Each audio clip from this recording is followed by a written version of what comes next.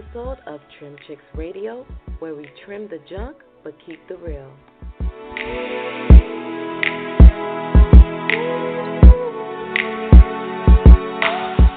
We are your hosts, Miss Melissa and Rose, and we will be live with you for the next segment.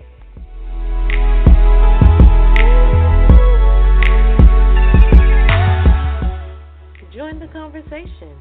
Dial 657-383-0329 and press the number 1.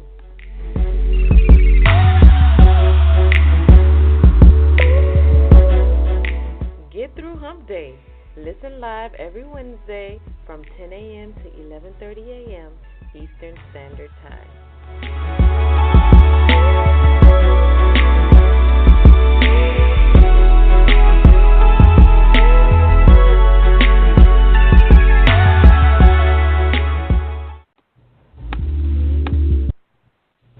Hey, it's Hump Day. We're back. Miss Melissa, are you there? I am here. Can you hear me? I hear you. Hello? You sound kind of low, but I hear you. Hold on. Let me fix. There'll be times where I am going to have to mute in and out because we all know how DC is. And thanks to last night's dusting, everyone is honking and losing their mind. So there'll be times where I'll just zone out for a little bit. I'll mute it so you won't hear all the chaos that's going on in the streets. Yeah, and it's still coming down over here too in North Carolina. So I just was like, yeah, these two Florida girls are suffering, but we are still here this morning. So kudos to us, because yes, ma'am. People who know us know we are not about that life. So either way. How are you feeling? We are excited. Melissa? Like, how are you feeling? Season 2, like the fact that we actually did a season 1, we survived, and we're back. We survived. You can't tell me nothing. You can't tell me nothing. Thanks for everyone who's listening in, all of our people who were with us through last season and are with us for the shenanigans this season. As you can see, we have a few bit of changes, but I am getting Facebook Live and Instagram Live up and going. It should be ready by after our first commercial break, so you'll be able to follow us there. And if you're calling in, Rose, hit them with that number because it's not in front of me. Oh, okay.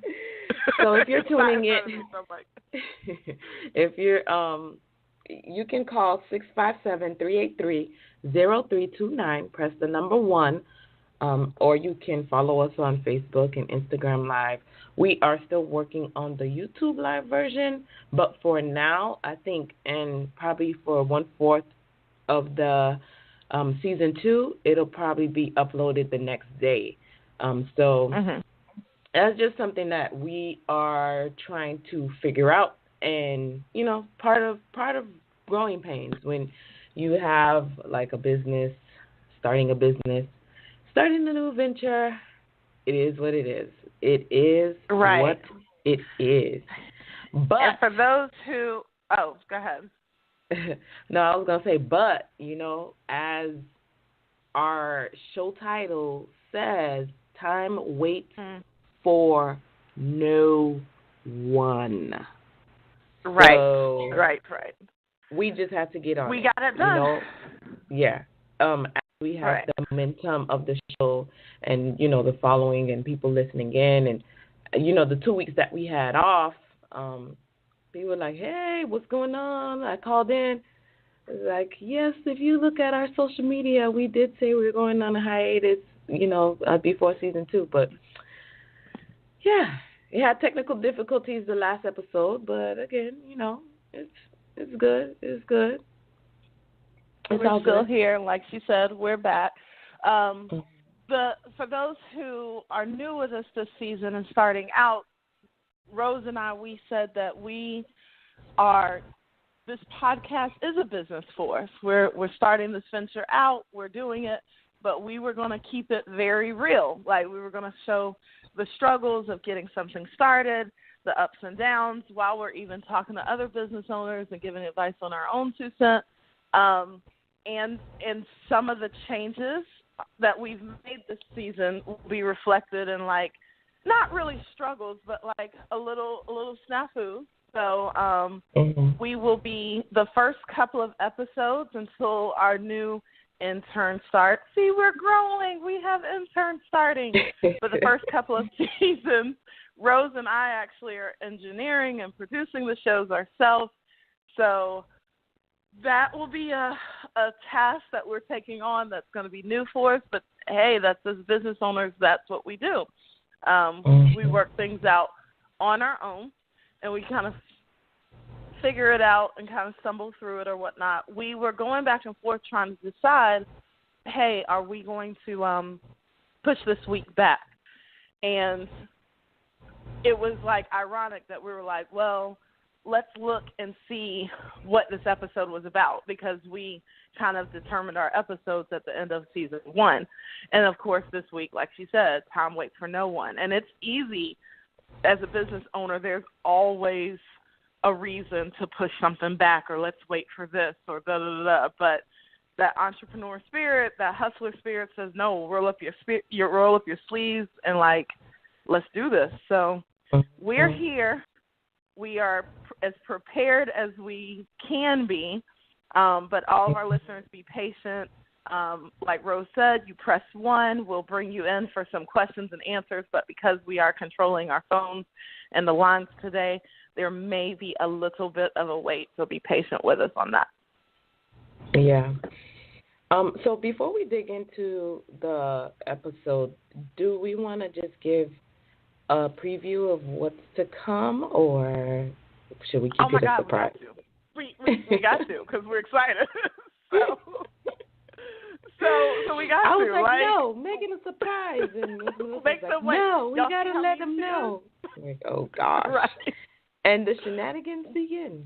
Yeah. And the shenanigans begins. We are so excited about season 2. Like, what we have in store. We have some great guests that are lined up to come on.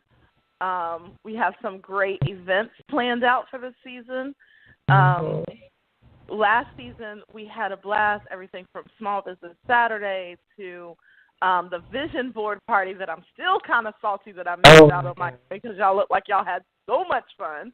It was so much fun. So this season 2, we got to amp it up even more, right? Yeah, definitely, because we set the bar high, and we didn't even do half of the things that we wanted to do. Season 1 was a short season too. It was not like as long as season 2 and 3 will be, and I think season 4 will be another short one, just because that's kind of geared toward the end of the year. Right. But yeah, we delivered, and I was so excited and happy, and frankly surprised, because how like it's like I think we could do it. Girl, let's just say we how know this what we're work. doing. We still don't know, but that's okay. So yeah. But it's just how like what Richard Branson said. He was just like, and the calls are already coming in. Richard Branson said that even if you don't know how to do something, if an opportunity comes towards your way, you better say yes and figure it out, because a lot of people miss opportunities because like, oh, man, I don't know how to do that. Instead of be like, oh, yeah, sure. And, just taking it out. Now, we're not telling you, like if it's something that's a craft, don't go messing up people's stuff now, because we can't help you. There's no faking it. Yeah, there's no faking it until you make it. We're not saying that. We're saying if this is something that is in the best interest of you and whomever you're working with, take the time to learn and get skilled in what you're saying you're going to do. So it's one of those like, if we're going to do this podcast, Rose and I dedicated our time and said, okay, we're going to do this. We're going to put this into it. And what was crazy is it was started as like our Dear Diary, our venting session as entrepreneurs and as women in business and blah, blah, blah. And I love the community that's been built up with other boss chicks all over who are hitting us up and venting and saying yes and asking questions and kind of building a village. Because when you step out as a business owner, you're blessed and you're lucky if you have other like minds around you, but in some cases you don't. And I like that we're kind of building this village and this network of other women in business and other entrepreneurs that are reaching out to each other and saying, oh, okay, what about this? And let's talk about this. Let's hash this out. So that's been awesome.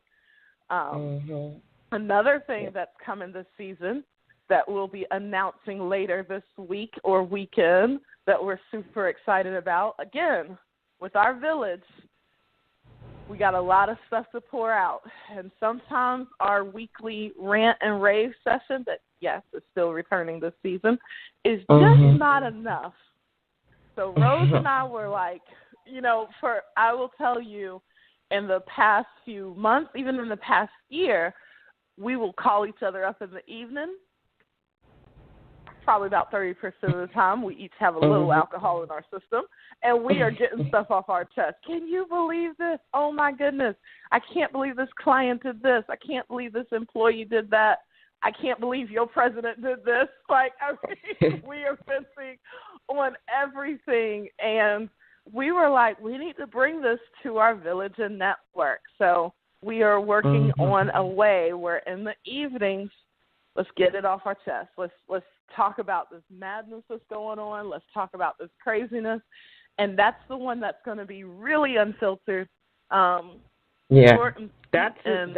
definitely will not be PC. So, just FYI, we're very professional and we give professional advice and tips during Trim Chicks in the morning. But Trim Chicks after dark, look, man, I need to call my pastor and apologize right now. Cause, Y'all are about to see how cutthroat Rose is, okay? How she's just like, how all of Miami comes out of her. And she's like, nah, bruh, call them up and tell them this and this. So I'm super excited about that this season, kicking that off. I'm really excited about meeting more business owners. I love that we had calls in and that we had opportunities to not only speak with, but even build partnerships and collaborations that we'll be able to further spread in our network. So just so much greatness. Like, we're really excited. And then what else should we hit them with that we have coming out? I think that's it for now, because we don't need to pull out all the stuff. We can't show all our hands. Okay. Yeah. But we got some great surprises all this season, so we're looking forward to it either way. And so, do you want to get into time waits for no one? I mean, what does that mean to you when you? What does that mean to you when you hear that? Like, time waits for no one. It sounds so cliche though, but it's the absolute truth. And you have to keep reminding yourself that, like, especially in the beginning phases of a business, there's so much to do, and it's easy to keep putting it off. Even just starting the business itself. I was talking with another entrepreneur this past weekend, and it's like, she knows what she wants to do, and all the directions are pointing for her to do it. And I'm just looking at her like, so what you waiting for? And these opportunities keep opening up, saying, okay, do this. And again, looking at her like, what are we waiting for? And when it comes to taking an opportunity or starting an idea, if you're thinking about it, don't think it's like unique to you. That great idea that like, oh my gosh, nobody's ever thought of this. There are 10 other people at that same moment thinking of that same idea. It's a matter of who's gonna seize the opportunity first, and you don't want to wait and have it pass by. That to-do list is always going to be incomplete, and it's always going to be added on to it. So you kind of got to make yourself get up and tackle those things every day and make it happen. But it's easier to say than do, And it's definitely, too, like, I think what we touched on a little bit season one, you decided, okay, you know what, I'm just gonna do it, and the minute that direct deposit don't hit your there you account, go. it's like, whoa, oh, shit, like, I'm doing it. oh my god, oh my god, oh my god, oh my god, oh my god, oh my god, my life is over, and it's like, okay, chill, calm right. down. Okay, you might miss a bill or two, but just keep your eye on the prize. So, if you're not strong in the sense where you're okay with making mistakes, it is kind of difficult to just jump up and hope that you fly. Absolutely. And that's the thing. Absolutely. Like being a perfectionist, it's a double-edged sword because perfectionists can thrive doing their own business, but that's the very thing too that stops them from doing their own business because everything has to be perfect. And Melissa and I both know it's so many not perfect moments when you first start. So absolutely, it's just you gotta just keep trucking along. right. And you know how, like, when you first went off to college, everybody would give you that whole, like, you don't have your parents waking you up in the morning anymore. You don't have, teachers making sure you do your homework anymore. And then it's like, it's the same way with business. You don't have somebody sitting up here making sure that you file this paper, rewrite this contract, work on your logo, this and that. That's all you. So that whole time waits for no one. It's easy to already feel like you have so much to do, and it goes from, oh crap, we have so much to do, to, oh crap, I'm overwhelmed because I have a ton to do. Yeah. So it's that whole, like, you have to. Procrastination is not allowed in the business mindset. Like, if you have a bad habit of, there's certain bad habits that we have, like you're naturally messy, you're naturally clutch, you're naturally this and that, and that's okay. But once you decide to become a business owner, there's certain characteristics that even if you got to get rid of that. You got to work on that every day. You can't be a procrastinator. You can't be unorganized because, again, time waits for no one. And if you're unorganized, there's no way you're going to get ahead or get it done. There's those qualities that will stop you from getting it done that might have been okay when you weren't relying on your own livelihood or when you weren't building your own dream, So that's what it all kind of encompasses. It's more than just the get started and go. It's that constant every day. You've got to get up and be like, all right, let's do it. All right, let's do it, And those days self-motivation. And those days where you can't motivate yourself, have somebody that will push you. Have somebody that'll be like, oh, my goodness, like, I don't know if I can do this. Well, I know you can, so what we need to do to get this done. Like, you got to, step one is determine that you're going to do it, and step two, figure out who's going to be part of your squad to get it done, even if it's just your, like, support system. Yeah, definitely. And, pastor, I'm trying to remember which pastor said this. He said something so profound. He was like, the cemetery is the most richest place on earth. And I'm like, huh? And he said the reason why is because so many dreams have died, and they will be gone forever because so many people are there. They didn't start that business. They didn't start that podcast. They didn't, get their singing career off the ground. They just, they allowed fear to let the years pass them by. And Absolutely. I was just like, you know what? I definitely don't want to be that person where it's like, oh, I should have did this and I should have did that. And okay, even if you didn't do it 10 years ago, there's still time now. There's no such thing as I'm too old. There's no such thing as I have too many kids. You may have too many kids, but still put them to work. Figure out a way to make it happen. Figure out a way to look, make guys, it happen. this is a family business, so everybody got to get in it. So get into it. So, question for you, Rose. There's always ways around trying to get to your dream.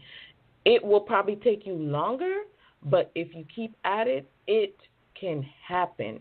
I'm looking at Tina Lifford from Queen Sugar. That's one of my favorite shows. I love Queen Sugar. Mhm. And after their season 2, they had like the round table of like just talking about what happened in the show and stuff like that. And she was like, she's 60 something. First of all, she looks damn good. And second of all, she was like, you just got to keep at it. Like, don't let nobody tell you, you can't do it or you're not going to make it. Just keep at it. And I'm just like, wow. It's amazing. So the question I have for you, because, we want to be motivational, inspire, but timing is important. So for you and your personal experience, how did you know that it was time to pull the trigger now? So last season you had mentioned that, like, as an entrepreneur, you started your ventures like 10 years ago, and at one point you did go back to work, and then you made a decision like, no, like, let me go back to this, let me da-da-da-da. What made it say, like, what hit you at that moment say, no, time makes for no one, now is the time? I think I've made that decision when I first started 10 years ago. I just was not secure in my decision. And so when I went back to work for someone, because I had already took that stance, it was very difficult. It was very, very difficult. Because here I am helping someone else achieve their dream. I'm putting in hours, and you know how I am. Like, if I work for you, I go over and beyond, and especially if it's management position and I have to make sure things are in a certain order, it's going to be done. And I'm one of those people that are perfectionists. And it was through then I was just like, you know what? Every time it's time for me to come to work, I just feel this heaviness. Like, I feel like, what are you doing? Every day. And this was from day one. When I was accepting the job, it was like my inner self was like, man, you shouldn't do it. You shouldn't do it. I know things are a little bit tight right now. I don't think this is a good idea. And I'm like, shut up. I got bills to pay. I have kids, and you have gymnastics and ballet and stuff. And it's kind of like you want to make sure that your children have the quality of life, that some of us did not have. So I just wanted to make sure that they have all the opportunities, they are secure, they have, all the perks that I wanted to have growing up. So I would just deny myself to, make sure that my family is secure. My husband was just like, you have so much talent, you have this and that and blah, blah, blah. And I'm just looking at, look, partner, I can't deal with the one income. I can't, I want certain things, and it's like, okay, I'm just going to have to deny myself and just, go back to doing it on the side again. That did not work, because it seems like as soon as the other person's job, I started getting calls in. And it's just like, oh, snap. Okay, what to do? So it resulted in I don't have time for the kids. I have all these events scheduled for the weekend. I'm working during the day.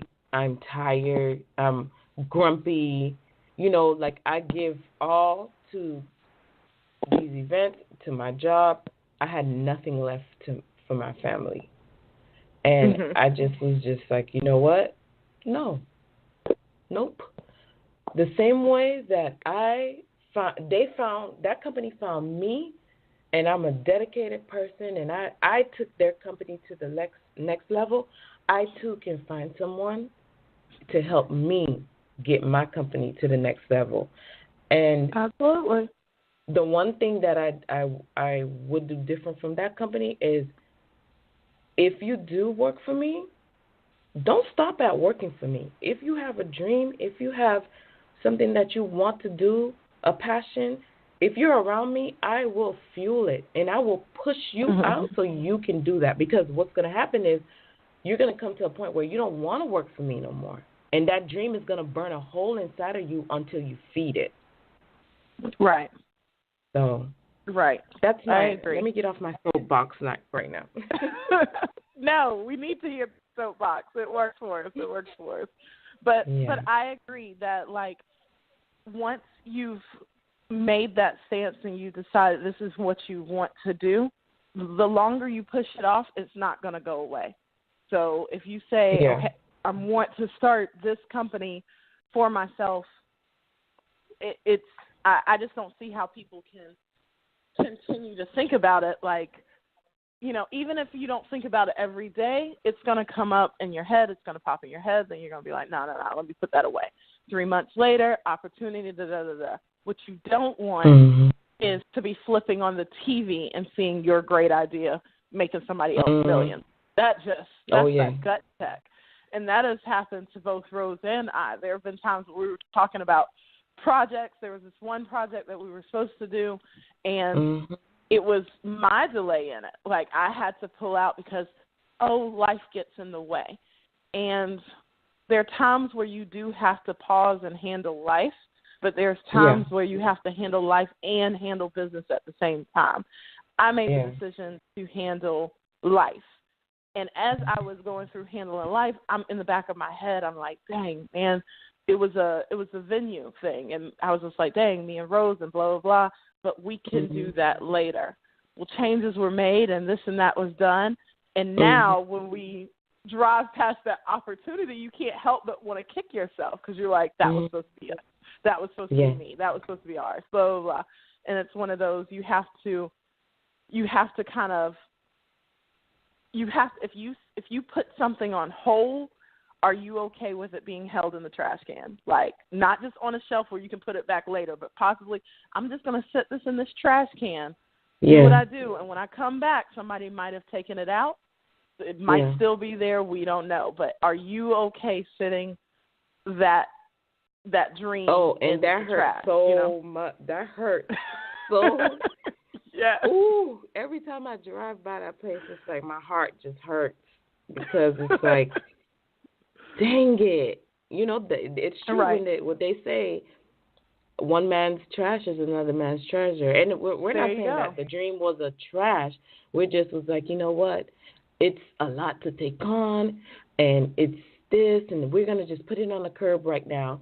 And then when we drive by again, it's probably going to be there. It was not there. It was not there. And I don't know if we're going to find a deal as sweet as that. I mean, the deals come and go. But it's just, you come across that one sweet deal, and it's like, you know, so. Right. And so now we're to the point where it's like, if an opportunity hits and it's right, then does that mean you take on every opportunity? Absolutely not. Sometimes you got to know, like, this isn't it.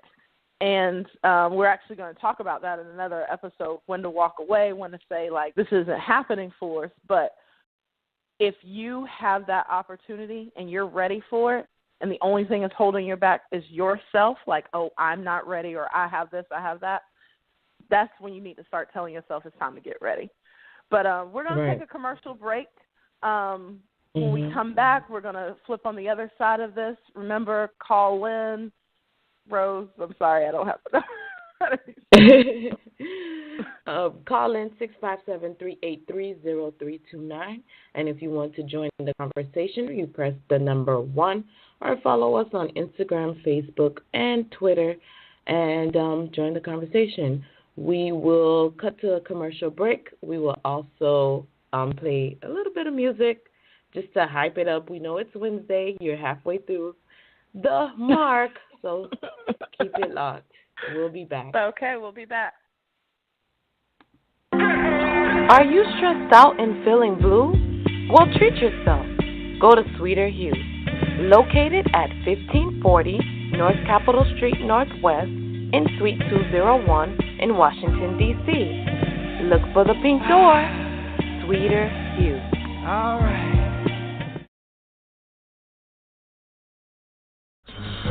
For forever. This is forever.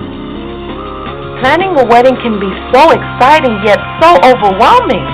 That's why the event experts at Bell Events International can help guide you along the way. Visit them for a free consultation.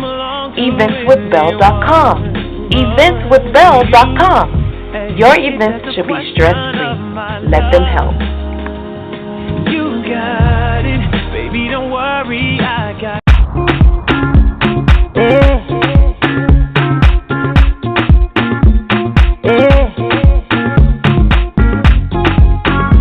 Baby, fresh on the beat and it's killing them all apart. It's killing them all apart. Make we scatter this place tonight. Dance and sweat till lights in a fight.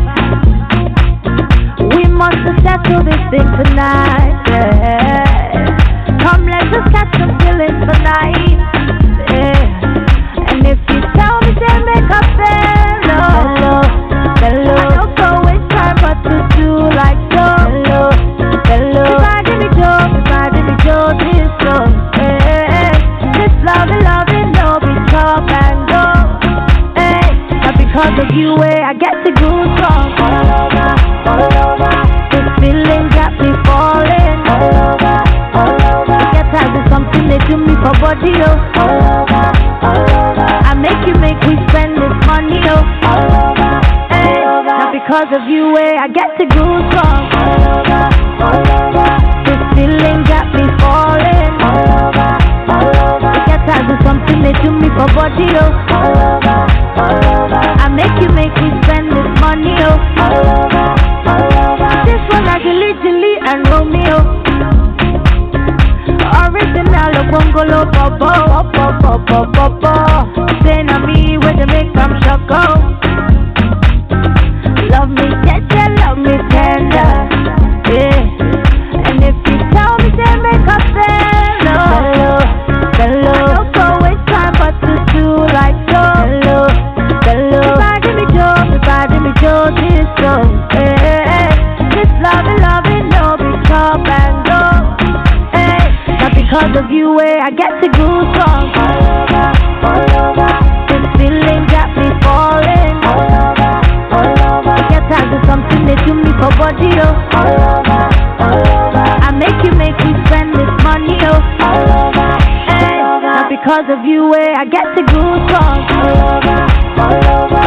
This feeling got me falling. All over. Get tired of something they do me for body, oh. All over. I make me spend this money, oh. All over. And my baby for life. I wanna wake up by your side. Do some crazy things for life. Now me and you for life. Because of you I get to go. This feeling got me falling. Get tired of something they do me for body, oh. I make me spend this money, oh.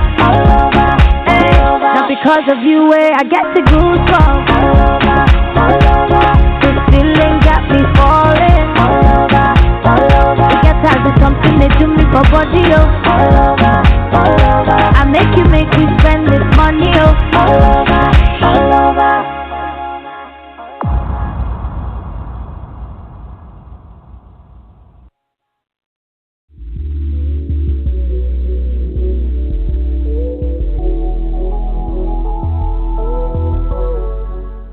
Welcome to another episode of Trim Chix Radio, where we trim the junk but keep the real.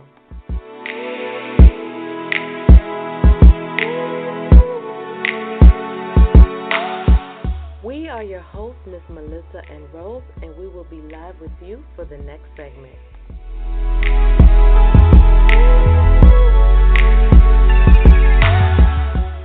Join the conversation.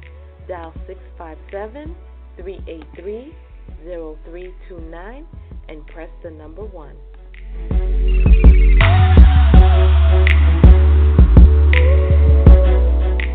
Get through Hump Day. Listen live every Wednesday from 10 a.m. to 11:30 a.m.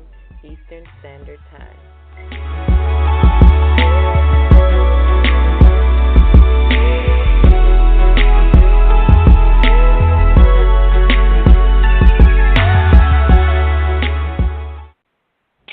Hey guys, we're back from the commercial break, and we are live. It's Miss Rose and Miss Melissa.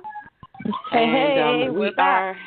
We're talking about time waits for no one. So the first half we just went into, not letting opportunities and things pass you by, and end up with the years gone by, and you come up with a line, I shoulda, coulda, woulda, but you didn't. And, you live with a lifetime of just, regret what you would have changed. So, and it's never too late. You're never too old. You're never too young. You never don't have enough. There's always a way to make it work. Right. One of the things in recapping of what we did last season and what we plan on doing this season is we gave tips, we gave pointers. We always do a once a month money matters topic or whatnot. All of these things are not only important when you have a business, but it's important on being prepared for when you do take that jump. The thing about opportunities is you don't know when they're going to come. And I think that it's important to kind of always be ready. If you are working on your finances and you're working on building a savings account for home, you're working on this, you're working on that, there should be a savings account for business, for that opportunity.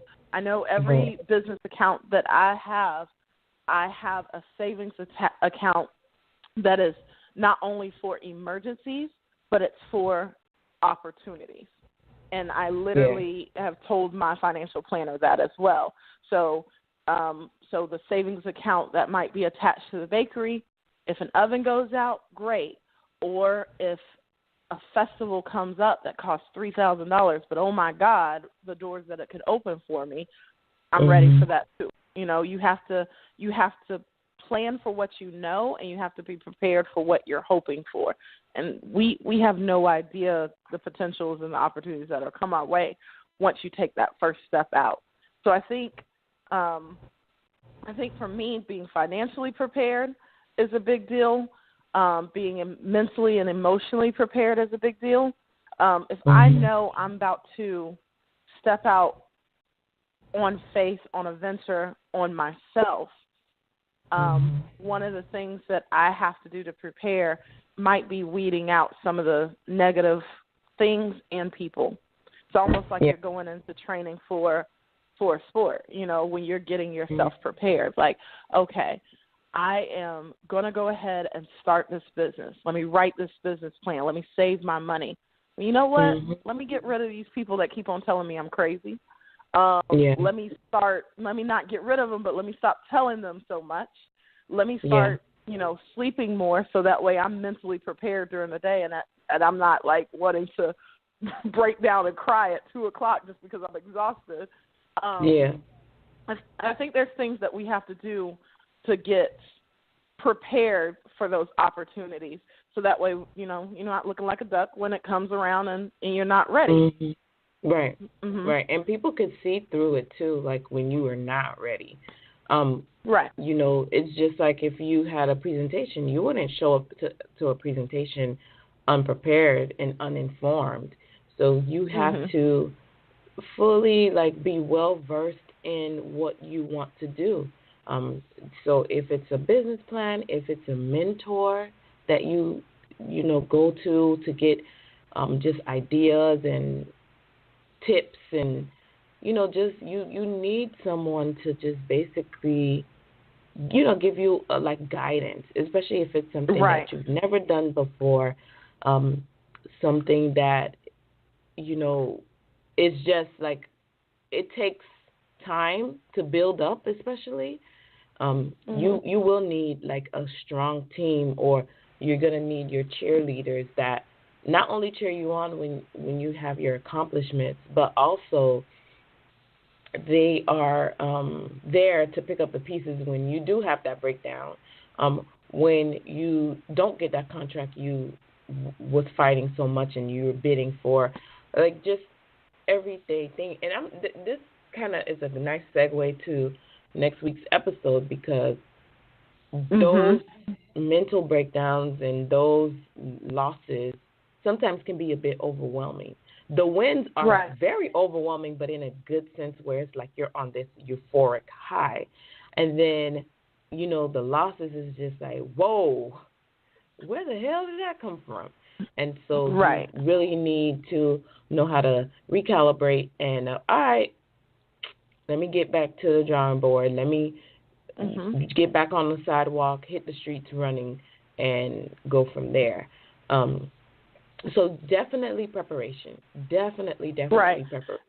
Even if you're working for someone else, even if you're an employee, it doesn't matter. When you get off of work, you better try to muster up some type of energy, if it's a class, if it's a training, whatever it is, to educate yourself in what you want to do, and building your brand and building your business and networking and meeting people and, just creating opportunities to take you to the next level.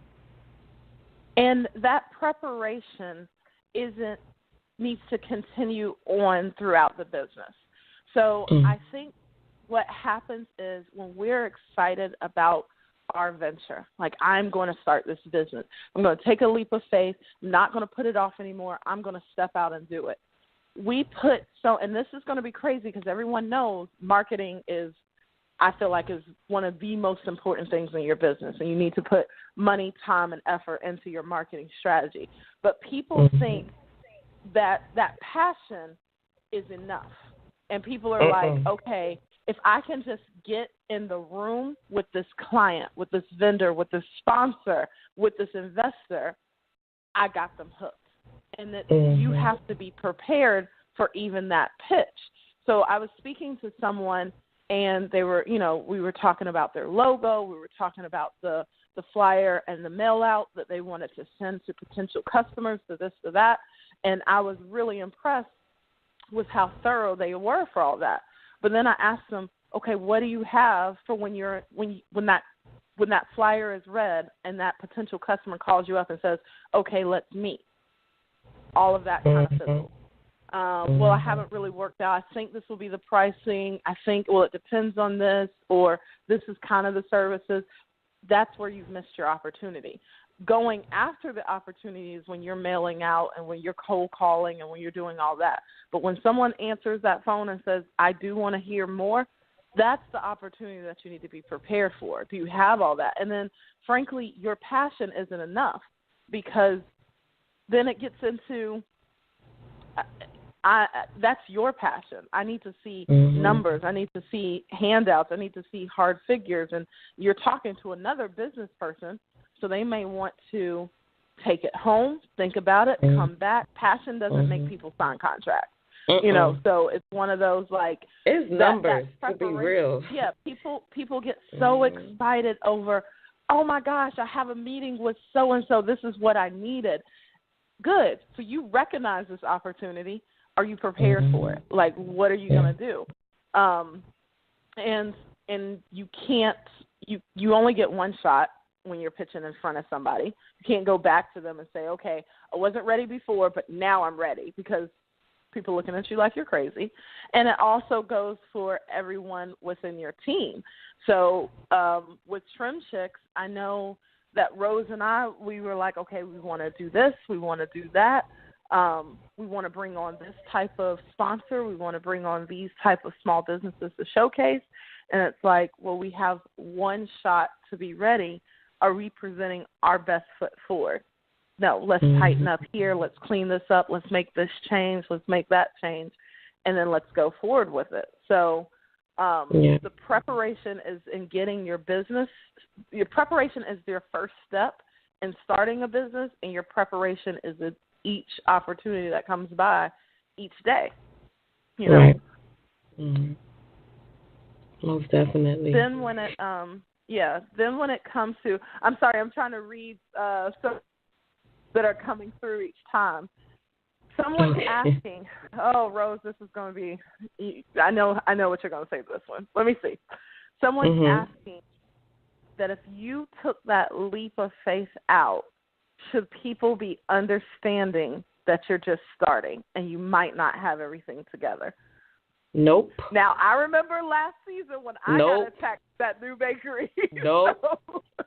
Nope. Nope. Wait. Come on now, Rose. Let what? There is some level of understanding, right? If you're, Girl, no, because again, this is your reputation. This is your brand. So it's kind of like what we talked about last season. You remember someone called in and she keeps going to the bakery because they found their niche. They were the only bakery there. But had they had competition, they would have been done for. Because it's like, okay, you're the only one that can make these type of Haitian patties. You're the only one that can make this type of Haitian cake. But then there's other people that's like, look, I'll take a Publix cake. Forget that. Like, I'd rather take a Publix cake and just forfeit my Haitian cake, and I'll be just fine. Because to deal with this foolishness, no. So it's like now the net that you cast, you're not rendering more the people that you could have because of your foolishness and your shenanigans. if you're going to take that leap of faith, put your absolute best foot forward. Give people excellent customer service. Give people what you say you're going to give them. Quality product. Yeah, do not say that you're going to give them this type of quality when they come in. It's like no reason. And then, you have some of us that's like, you know what, I'm going to push through this because I'm very big on customer service. I'm going to push through this. And it's like, still, I'm not coming back. Straight up. And then that starts the demise of the business. So no. When I say do what you can, I don't mean to deliver a crappy product. That's not what I'm saying. I'm saying do your research, be well versed, well informed in what you're doing, so that when it's time to bring it, you bring it. And I had to learn that the hard way because when I first started, a lot of my support team was like, why do you keep getting these little low-budget contracts? And I'm like, I'm trying to build my reputation, and I'm trying to make it known, and blah, blah, blah. And they're like, do you understand that these low-budget is also what's making you look bad? Because they don't have enough money to make this production. But then if you don't bring the production to reality, you don't bring it, like, top-notch, you look bad. They could turn around and be like, she didn't deliver what she said she was going to deliver. So you look bad. And I had to learn that the hard way. I had to learn that the absolute very hard way. So that's when I'm like, you know what? No, I know what I bring to the table. I know my worth. This is my worth. And you know what? You're probably not going to get as many calls. And be okay with that. I agree 1,000%. And another thing is to remember that, like, when you are starting a business, the standard that you start at is what it's going to stay at. Mm-hmm. And so if you are starting it off with people being allowed to have a lower expectation, then those people not only are going to have a lower expectation, which means they're always going to be looking for better, but they're going to always want to pay you for a lower expectation.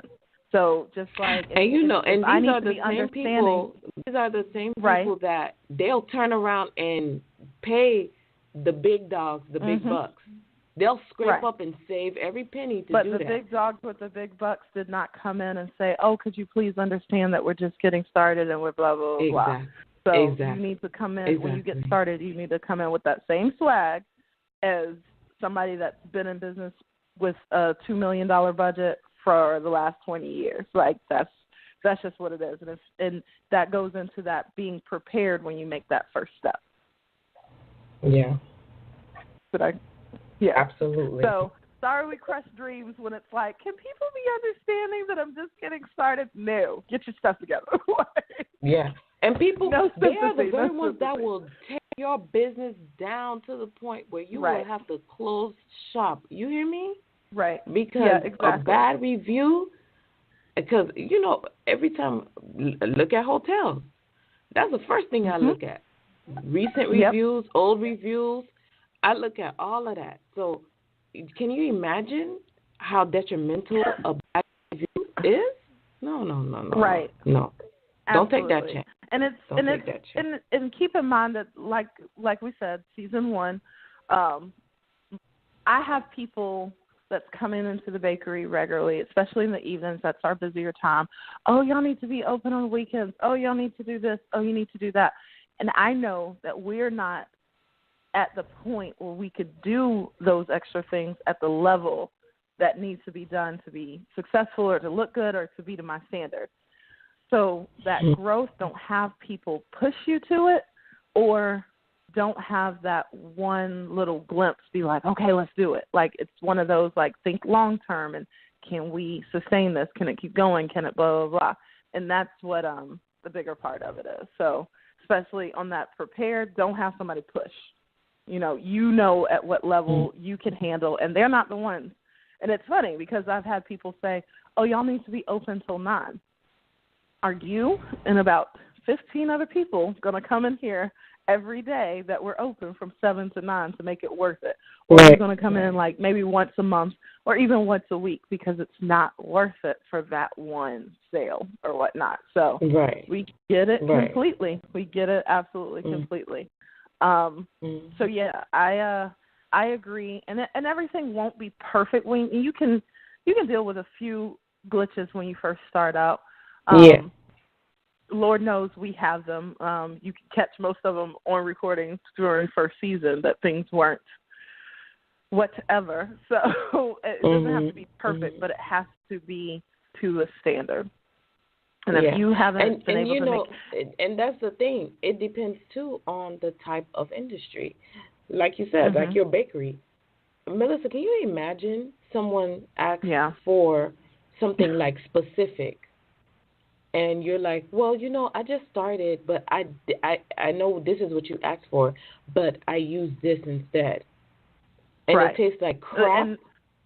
And literally, that is what we've had to do. We had orders this holiday season because one of the things is we're custom. So if you call us up and you give us enough notice, we can do it. So people will call us up and they're like, next day, can I have this? No, because this is my first time making it, and I might need 2 or 3 tries. So I need a week. I need 3 days. I need this and that. Yeah. So yeah. They don't have to know that. They don't have to know that, but you can just, dress it up in a way where it's like. You know what? That's where it's called coming in with that honesty and saying that you're starting this. So when someone calls up and say, can you make a croquembouche for me? I could either A, take that payment and then say yes, or I could say, could you call me back in 4 days to confirm that yes or no we can do it? And I understand if you want to go elsewhere. I know they're not going elsewhere because there's nobody else that's going to take that order within a week because of how long it takes. But it gives me the time. But that's the thing. You take that chance, though. That's a chance that you have to take. But I'd rather take that chance and make sure that I can do it before I take that money than take that money and end up getting that bad review. Right.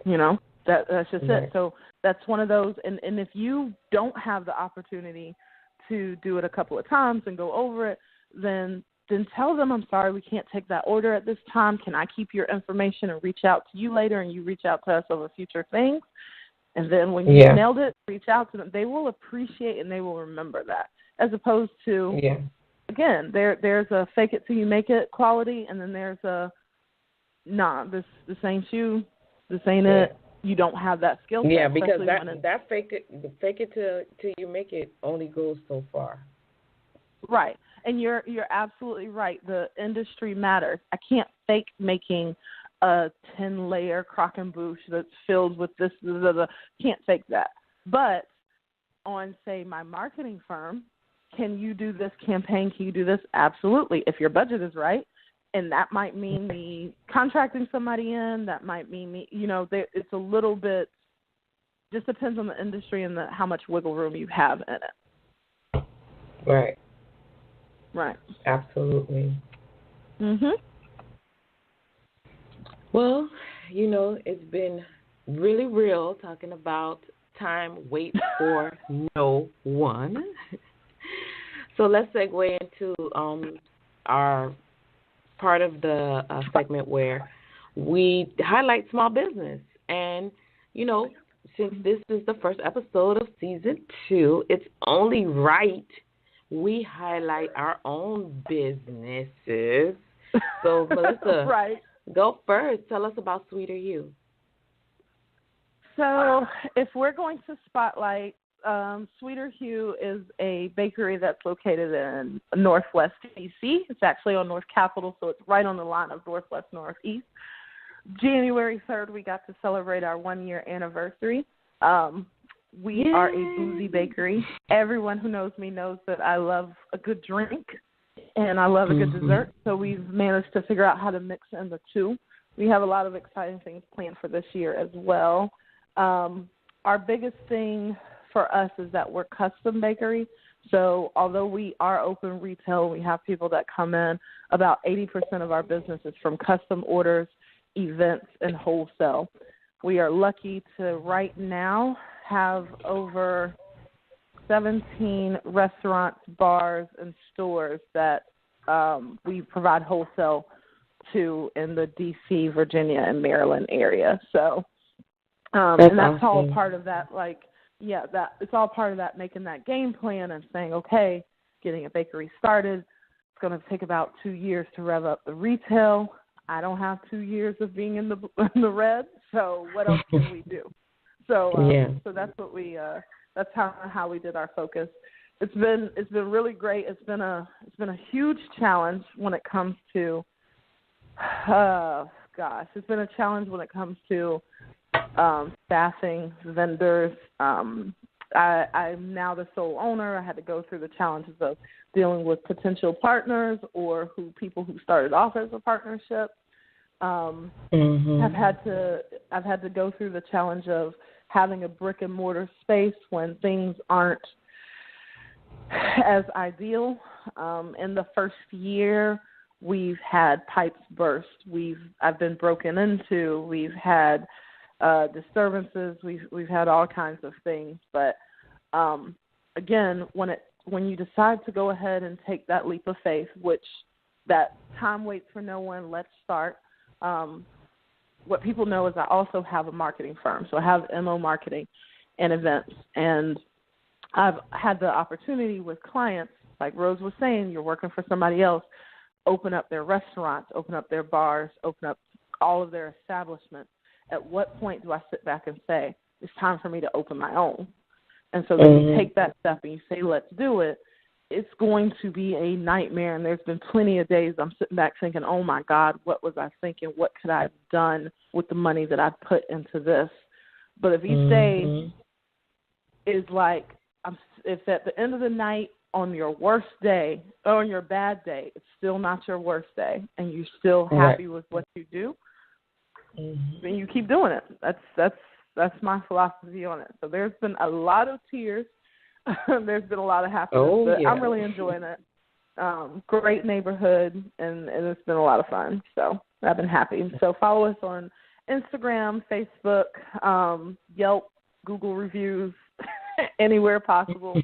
I will be announcing on the podcast in the next few weeks that we are in a contender for Best New Bakery in D.C., and that is voted on by everyone. So I'll be asking for votes and everything from that. So Yay! That's awesome. Right. Go ahead. Let's hear your spotlight, Miss Rose. So everyone knows Bell Events International. It's an event planning firm, and it was given birth 11 years ago. And, like I've said before, I've done it full-time and then back to part-time, back to full-time. So for now, it's just 100% full-time. This is my baby. I get, so many different types of events, but the main ones are weddings. And I have a love-hate relationship with weddings. I love weddings so much because, it's just, oh, my gosh, the love is in the air. It's so beautiful. It's so whatever when you're looking at the final product.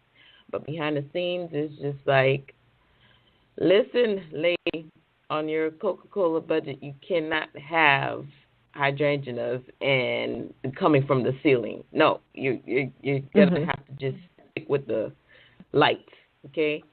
So it's just at the end of the day, you can tell that's just my passion. So you can follow us on Facebook, Instagram, Twitter, website eventswithbell.com. And just check it out and see, just look around.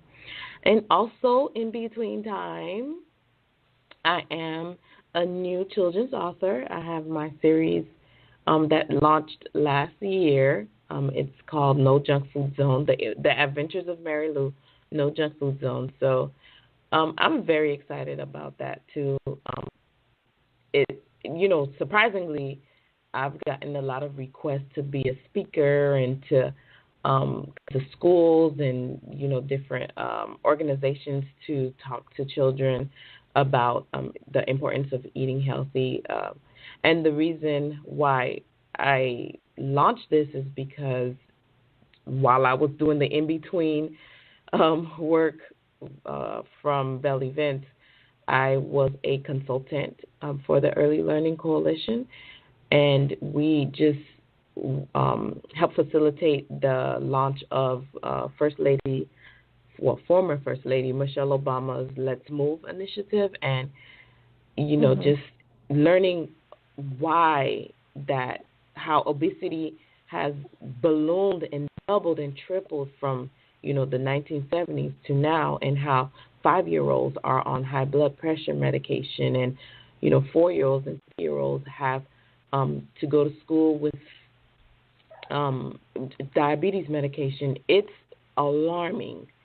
And, studies have shown just with a change of diet and increased exercise, they eventually come off of those medications. So just trying to find a realistic way where as a family or as a parent or an aunt, uncle, whatever, we can help facilitate that change as a whole into healthier eating, healthier lifestyle to elongate, our lifespan. So, I'm just excited. I bring it to a level where kids can laugh, they enjoy.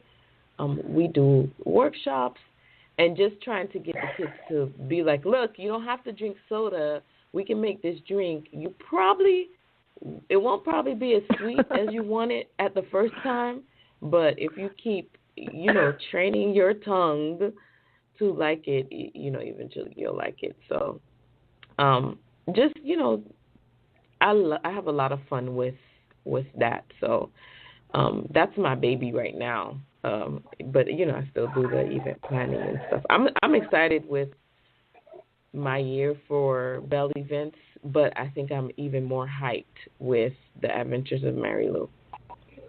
Absolutely. And I get that. And I love that, as crazy as it sounds, like it's okay that Rose and I both have like multiple businesses, and in a few weeks we might have extra ones added on to it on top of it, because we definitely believe in that whole multiple streams of income. And if you can organize 24 hours in a day, then you can run 24 businesses if that's what you want to do and if that's your passion and this and that. Yeah. And, you have those ones that feed it. So like for the beginning, my marketing firm is what was, feeding my bakery until that got off the ground, and that's the joy of when you get one up and going, you have kind of like the wiggle room to start with the next thing or whatnot. So yeah, I like it. I like it. Those are our spotlights. Excited about that. Excited about over the next season hearing other new ones. Yeah. Over the next season, we'll highlight a small business, have them come on, tell them about their business, and how you can patronize them. We are very big on supporting small business, helping them grow.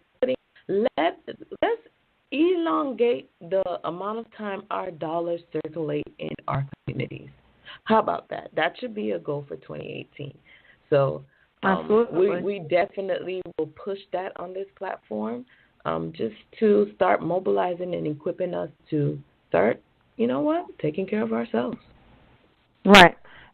We're big on shop black, shop small, and shop local, and shop woman-owned. I'm super big in the local.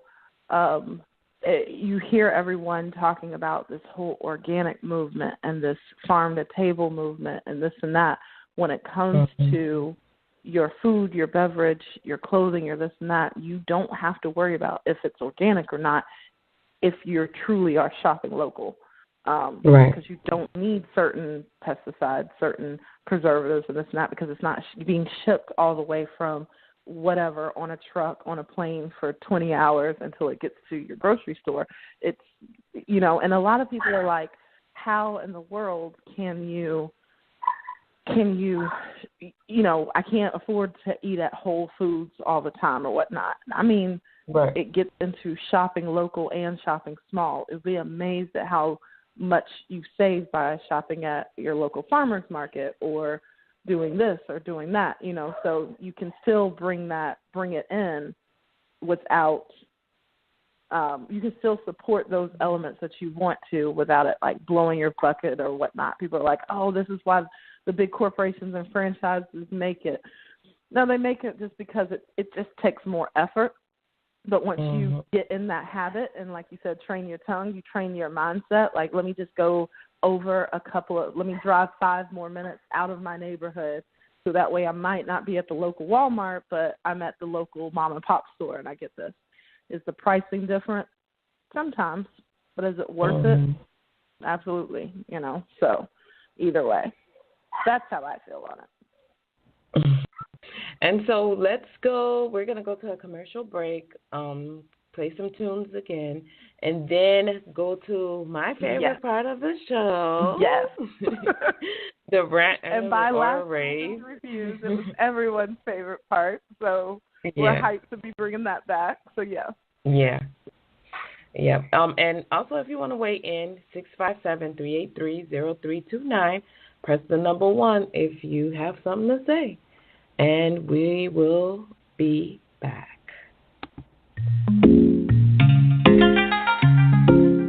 No.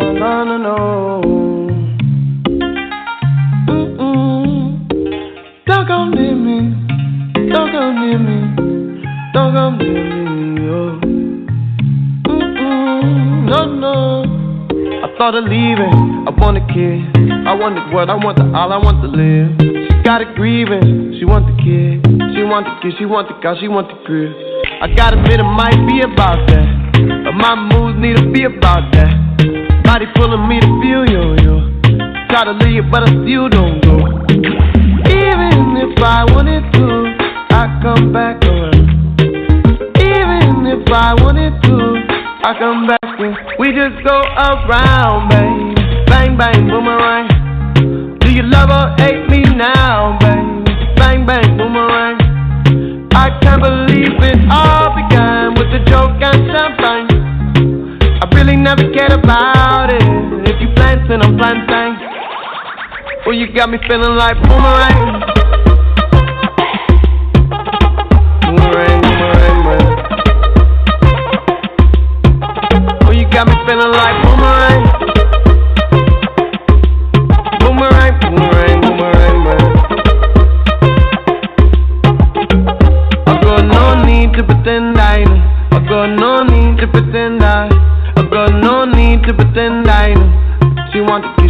cause she want the crib. I might admit it might be about that, but my moves need to be about that. Body pulling me to feel yo. Try to leave, but I still don't go. Even if I wanted to, I come back around. Even if I wanted to, I come back and we just go around, baby. Bang, bang, boomerang. Do you love or hate me now, baby? Bang, bang, boomerang. I can't believe it all began with the joke and champagne. I really never cared about it. If you plant, then I'm planting. Oh, you got me feeling like boomerang. Boomerang, boomerang, man. Got me feeling like boomerang. Boomerang, boomerang, boomerang, man.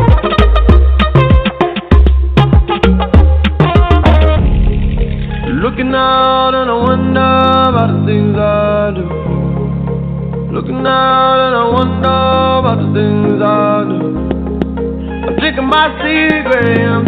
I got this, I don't need friends. You taught me that I need them, cause everything come back around, babe. Bang, bang, boomerang. Do you love or hate me now, baby? Bang, bang, boomerang. I can't believe it all began with the joke and champagne. I really never cared about it. You be planting a plantain. Oh, you got me feeling like boomerang. Boomerang, boomerang, boomerang, man. Got me feeling like boomerang. Boomerang, boomerang, boomerang, man.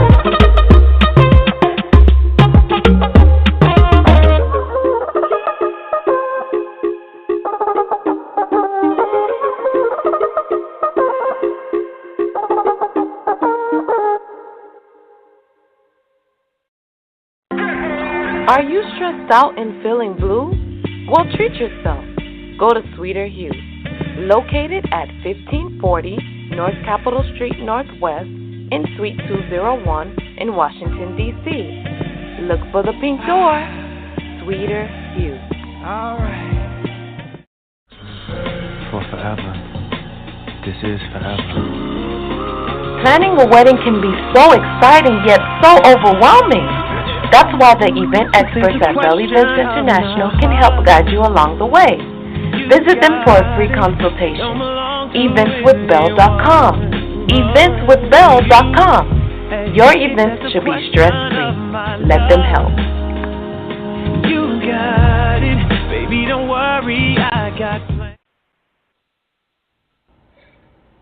And we're back.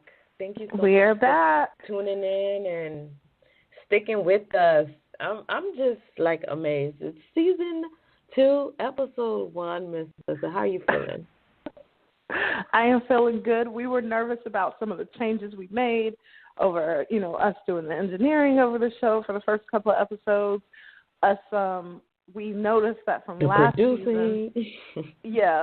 season, that hour was going by fast, especially when we have our guest speakers on.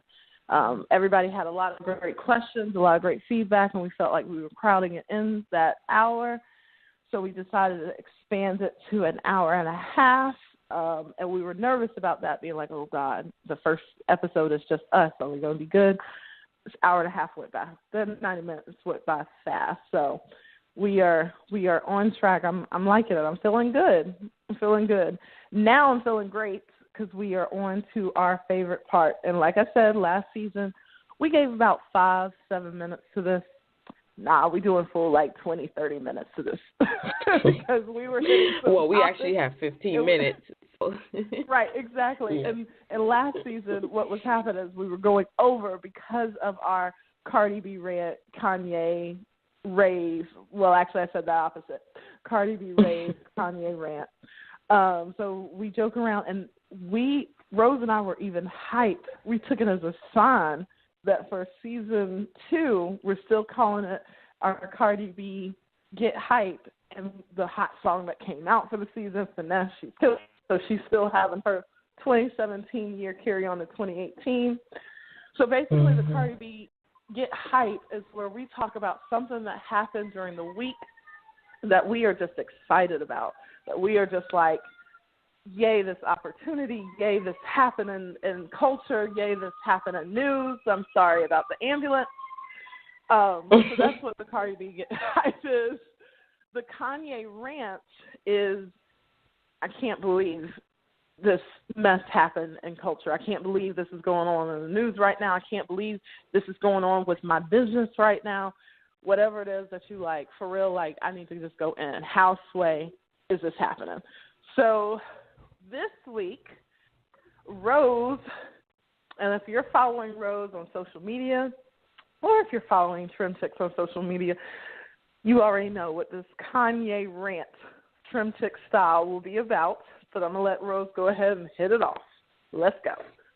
All right. So, our certain 45 had something to say about shithole countries.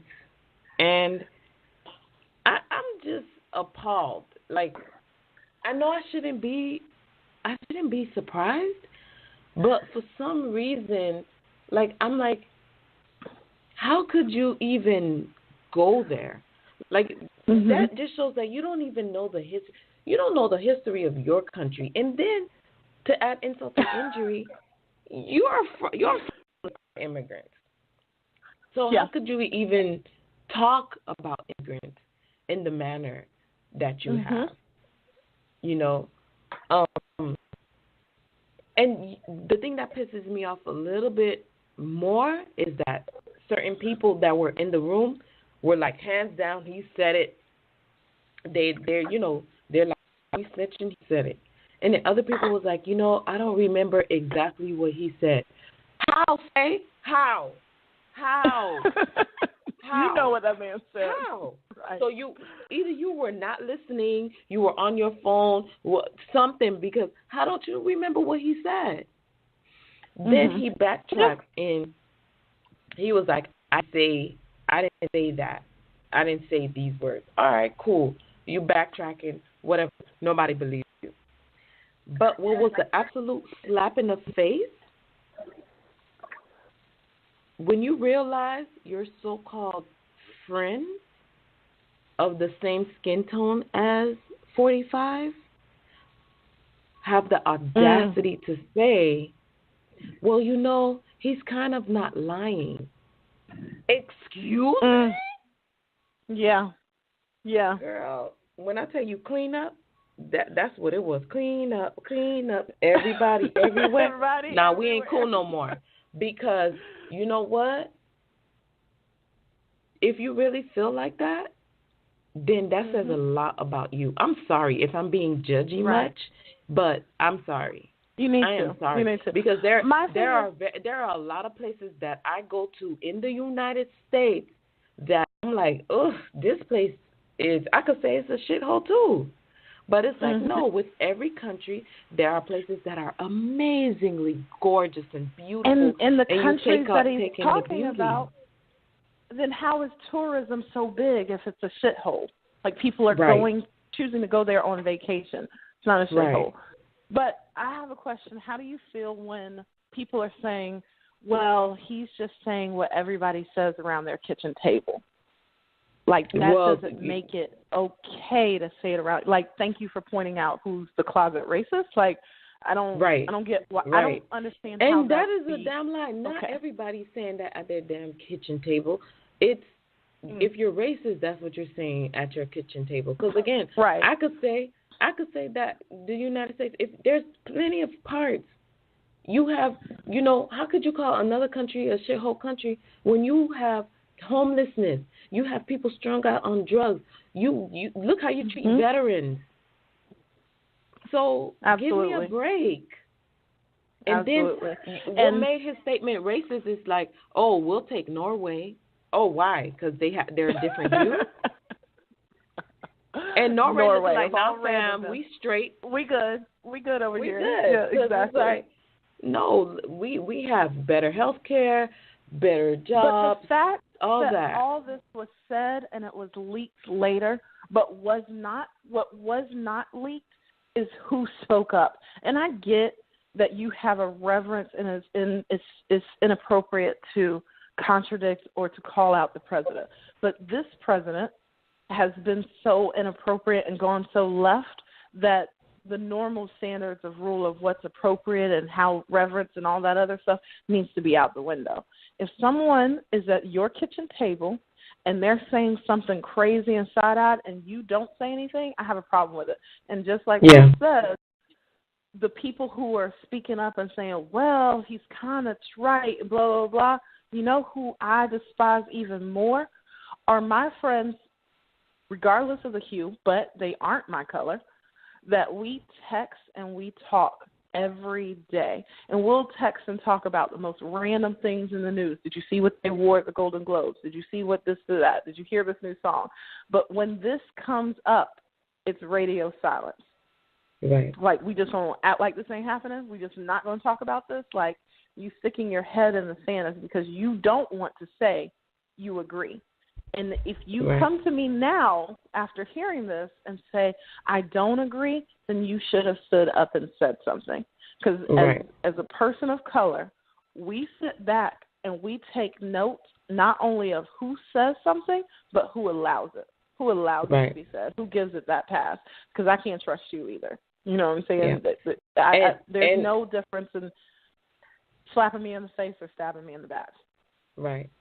And you know, I was listening to Joy Reid too, and she had to check I forgot the name of the pastor because it's like what you not gonna do?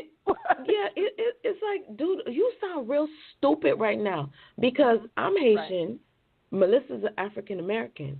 Guess what happens if both of us get pulled over? You think that the officer is going to differentiate? Oh, she's Haitian and you're African American. Preferential treatment to the African American? No, we both black, straight up. So you think when he talk about Haitians or he talk about African Americans, he talking about you too. So when you try you try to seclude yourself, exclude yourself, and like, oh, that's them, you sound real stupid right now because believe whether you want to look at it or not, your heritage stems from Africa. Hell, Haitians' heritage stem from Africa. We all come from the same continent. We were dispersed and we ended up on two different sides of the world. But at the end of the day, our hue, our skin tone, we're black. And so we already have enough divide going on already in the country. What you don't need to have happen is a divide and conquer. So that's what's happening now. Now more than ever, it's becoming, well, she's Haitian American, she's African American, she's light skinned, she's dark skinned, she's Afro Latino, she's this, that. We need to get out of there because it's becoming a divide and conquer. And I don't think that is coming from within. It's definitely our own community and cultures that's perpetuating it, but that mindset, it's an outside divide and conquer. You know what I'm saying? Like, oh, let's and we're allowing it. Let's only cast these roles. Let's only do this and that. Let's have them talk with this accent if they look this way, this accent if they look that way. Let's have them do this. And we have to figure out a way to push it to the forefront to say, no, this makes up all of us, and here we go. You know, it just amazes me how instead of everybody being like, oh, my God, I can't believe this, how we're having some people being like, oh, it's allowed, or, oh, I get it, or it was amongst a quiet group, it shouldn't have been leaked. But what's astonishing, what's crazy, what's straight up disrespectful is how many, like you said, that look like us that are saying it. Well, that is kind of true. And the people who are saying that it's kind of true, especially the ones that look like us, don't even have a passport. Maybe if you traveled out of this country, you would know better. Like the first time, well, I wouldn't feel comfortable going to Africa. You know what they be doing there? I do. Do you know, other than what people are telling you? Have you actually gone? Have you researched to plan a trip? Have you? Because you don't even have to be there, but if you do any lick of research, you'll see it for yourself. So it's just amazing, and it's hard to have a conversation with people that are ignorant. People are, it's crazy. Well, I'm just telling you, I heard that in Haiti that there's this and this on their beaches. Well, I've gotten the best relaxation ever in life on a beach in Haiti. So I don't know what you're talking about, and I will go back there gladly and relax at one of the amazing resorts and have some of the amazing seafood and food and sit up there with music and blah, blah, blah. So I don't know what you're talking about. And, there are areas. And, there is help needed. And, yes, there's this and this, but name a country that does not have that. Right. Name a country that does not have, like, where this is our problem. So if poverty is the problem, that doesn't mean that it's waved over the entire country, and that doesn't mean that it defines the entire country. Because poverty is a problem. Like you said, poverty is a problem here. Education is a problem here. Obesity is a problem here. Yeah, and you know what? The thing about it is that they always show the poverty side of Africa, but Africa is gorgeous. You know, they always show the poverty side because I think that's what they want to perpetuate in the media. Right. But man, like I said, I've always said, you know, when I go to Haiti, there are some parts like I have to go because my family is there. I'm like, man, it's so hot. I'm this and that. You know, my mom's like, shut up. You always complaining. Whatever. We have to stay here. But then when I go to like, you know, my other family where they're on top of the mountain overlooking the ocean and I'm sipping on like coconut that my cousins get from the tree, you know, or plantain and they fry right there, you know, just I feel like at home. Or even the resorts, like, and I posted a picture on our Trim Chicks, like inside of a hotel in Haiti, and that's just one, you know, it's gorgeous and way better than some of the hotels that we have here. So also is crazy is that we have forgotten that U.S. is a melting pot. So there's things from these other countries that have now been deemed as shitholes that because of those shitholes, that's why we have this here. Like, take away the influences you have from some African countries, take away from influences you have from Caribbean countries, this and that, America will be bland as hell. Like, and let's not even say the countries that we automatically assume are of color. Because, again, if somebody used their passport, when you say Italy, when you say, well, not Greece, but Greece, so when you say these other countries, they're Africans and blacks that have influenced those countries and that are living and thriving there as well. And those influences are what's brought over here too. So you look at your day-to-day, you don't want a certain culture coming in here, but you will, in a heartbeat, take aspects of that culture and claim it as your own. Like, name the top 10 restaurants in your city, and maybe 2 of them are American. And even the American restaurant, if it's a top 10, it ain't just burgers and fries. They got something from another culture up on it. Or what makes that burger so special is the curry that they pull from it. Or that instead of doing regular fries, they do a sweet potato fry that's from duck. They're pulling stuff from other cultures. But these are these cultures that supposedly is so horrible and so this and that. Like, come on now. Come on. And then as far as the issues that these other countries have, when you talk about certain African countries, not all, but certain, everyone knows that technology and their infrastructure is a problem. They have rolling blackouts, they have this, they have that. For instance, like Ghana or Nigeria or Sierra Leone, but those are also the countries that they're doing a huge push to fix. And their country is behind fixing it. Our country, we point out problems, and we got to argue whose responsibility is to fix it. No, you fix it. No, you fix it. Government should fix it. No, I don't have the people fix it. We're not funding it, blah, blah, blah. These countries are like, dang, we got this problem. How are we going to roll up our sleeves to do it? How can we educate ourselves? How can we fix our schools so we can create more engineers that come back and do this, this, and this? So I think there's a lot of notes that need to be taken, again, from these shithole countries. But, again, if people use their passport or even use their Google, maybe they would realize it's not as shitty as we thought. As much travel as this wealthy man has had, I bet you he has never stepped foot in Haiti. You know what I'm saying? I bet you he has never. And I'm waiting for somebody to pull that research. How many times have you stepped on the continent of Africa? Cricket. You know, or maybe he went once to Johannesburg or something. I don't know. I would advise against him to go. Just stay right here in the United States. Now. You ain't coming back. Don't do that. No, you might turn into a goat or something.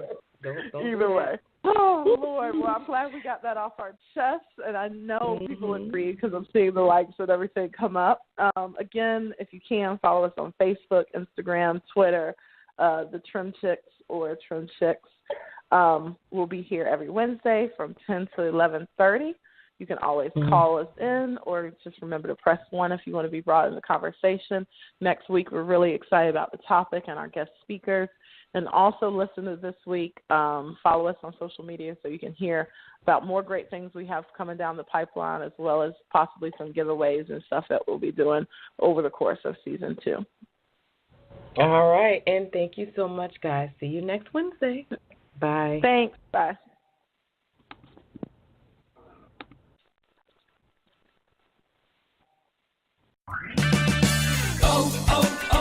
O'Reilly. Now through January 30th, you could win one of more than 17,000 prizes in the O'Reilly Auto Parts gift card giveaway, powered by Valvoline.